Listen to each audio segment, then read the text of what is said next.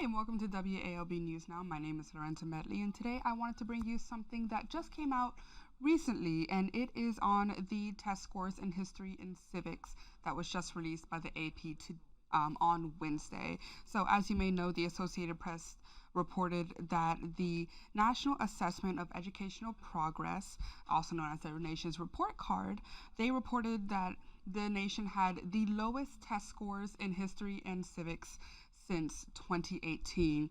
Keep in mind that that students were tested in 2022. So interestingly, in October, the assessment reported a decline in math or reading scores. That was reported by Axios, that there was the decline, and ever since the assessment was first made, which was in 1994.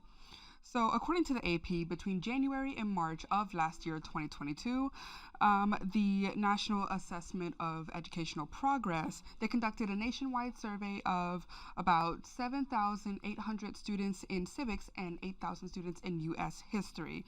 Now, for both Axios and the Associated Press, they are associating the decline with the COVID-19 pandemic. I'm going to pull up some statistics that I found from the National Assessment of Educational Progress that pretty much give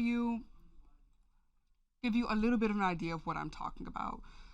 So this first one right here, this one's for civics, and so basically it shows that around 74% of students said that they took school remotely during the COVID-19 pandemic between 2021 and the 2022 school year. And you're going to see a little behind the scenes look real quick.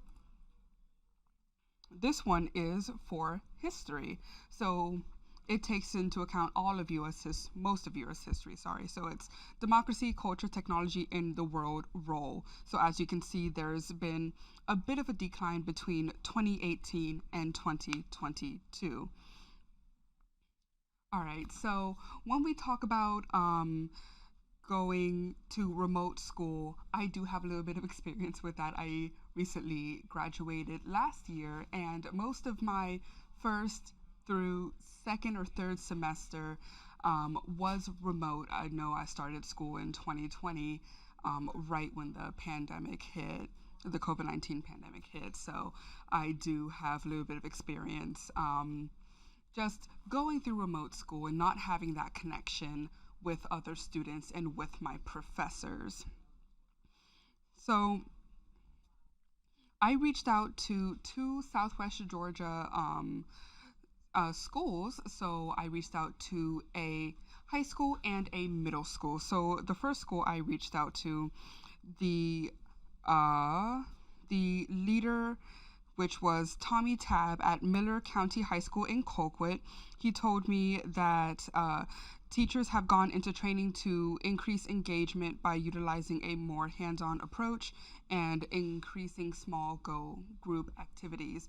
And this was in response to having declining test scores. And he said that the pandemic may not actually have had a factor in the test scores declining in his school.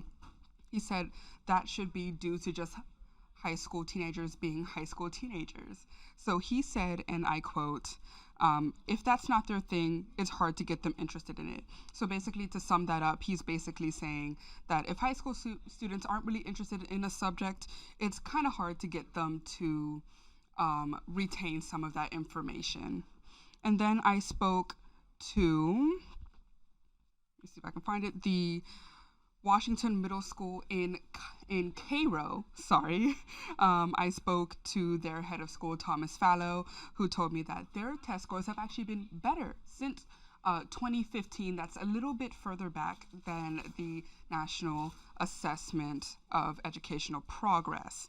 But he accredits this to the teacher turnover rate, and his reasoning for this is that new teachers have new approaches to teaching that allows for better test scores. And the AP does report that 40% of 8th graders are performing below basic proficiency in history, and 31 are performing below proficiency in civics. So I did also reach out to the superintendent at the Georgia Department of Education, but I have received no response to see if this is a trend in Georgia. But you can read more about this on our website. Let me go pull this up for you. So on our website, we do have this by the AP, and they basically go into a little bit more detail about the testing that was done by the National Assessment of Educational Progress, and there's even links for you to see past articles on any testing they've done and the results that they had. So you can find that right there on our website. All right, and that was all for today. As always, my name is Lorenza Medley, and thank you for watching.